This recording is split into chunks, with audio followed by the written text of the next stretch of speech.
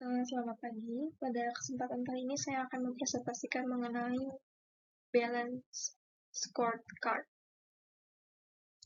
Sebelumnya, perkenalkan nama saya Ansyah Margaret Manizia dari Manajemen Jangka Pendek 1.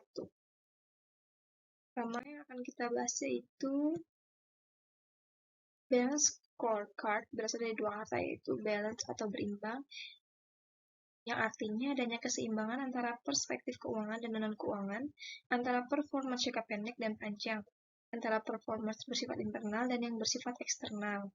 Lalu scorecard, yaitu kartu skor, merupakan kartu yang digunakan untuk mencatat skor performa seseorang, juga digunakan untuk merencanakan skor yang hendak diwujudkan oleh seseorang di masa depan.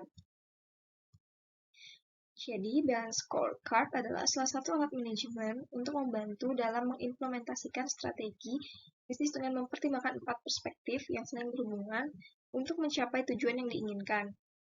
Dicapai oleh suatu perusahaan dalam jangka panjang yang kemudian diukur oleh perusahaan dan dimonitor secara berkelanjutan.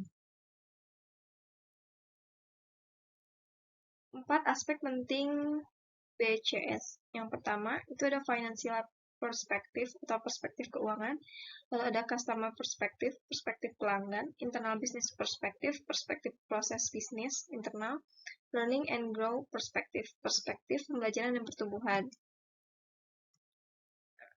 Yang pertama itu perspektif keuangan.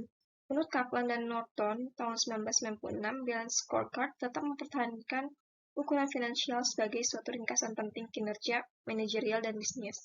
Laporan keuangan sebagai tolak ukur untuk mengetahui laba perusahaan. Perspektif keuangan merupakan pelipat ganda kekayaan yang dipandang sebagai tujuan dari sebuah organisasi. Lalu selanjutnya ada perspektif pelanggan. Dalam perspektif pelanggan, perusahaan perlu terlebih dahulu menentukan segmen pasar yang menjadi target bagi suatu organisasi. Pelanggan cenderung akan berpindah dan mencari produsen jika kepuasannya tidak terpenuhi. Produk dan jasa yang bernilai tinggi bagi pelanggan harus diciptakan untuk mencapai kinerja jangka panjang yang baik.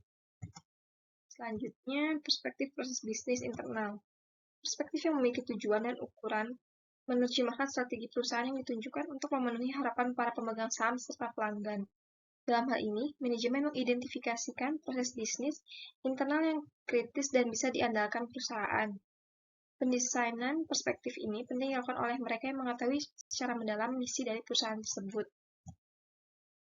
Selanjutnya ada perspektif pembelajaran dan pertumbuhan. Merupakan faktor pendorong yang penting dalam mencapai kinerja keuangan, kinerja dalam proses bisnis internal yang baik serta kinerja yang memuaskan dalam perspektif pelanggan perusahaan. Pengetahuan, kemampuan, dan keahlian yang dimiliki oleh para manajer dan karyawan merupakan intangible resource aset perusahaan. Perusahaan menyediakan infrastruktur seperti para pekerja, sistem, dan prosedur sebagai pendorong yang memungkinkan tujuan dan kinerja yang istimewa dalam 3 perspektif sebelumnya dapat tercapai. Nah, keunggulan dari balance scorecard yaitu yang pertama meningkatkan kualitas perencanaan, lalu yang kedua meningkatkan kinerja pengelolaan personal. Ada juga faktor yang kebutuhan perusahaan untuk mengimplementasikan BSC itu sendiri. Yang pertama itu lingkungan bisnis yang sangat kompetitif dan turbulen, lalu sistem manajemen yang tidak pas dengan tuntutan lingkungan bisnis. Lalu ada alasan mengapa kita perlu menerapkan balance scorecard. Yang pertama itu untuk mengimplementasikan visi dan misi organisasi, meningkatkan kinerja organisasi untuk rencana bisnis suatu perusahaan, meningkatkan komunikasi organisasi dalam visi dan misi, fokus pada kinerja masa depan. Mungkin itu saja yang bisa saya sampaikan. Jika ada pertanyaan, bisa dikirimkan ke email saya. Mohon maaf bila ada kata-kata yang salah. Sekian dan terima kasih.